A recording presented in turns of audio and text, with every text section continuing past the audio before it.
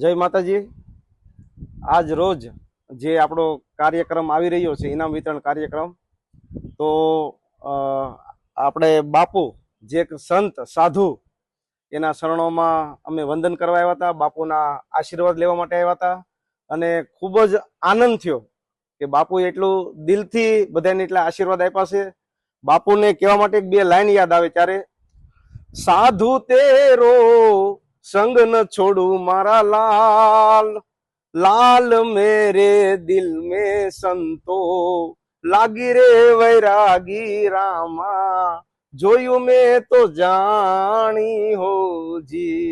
एवा साधु नो एकदम साधु जीवन, एकदम नॉर्मल दिल थी एटला बापू ये आशीर्वाद आप्या।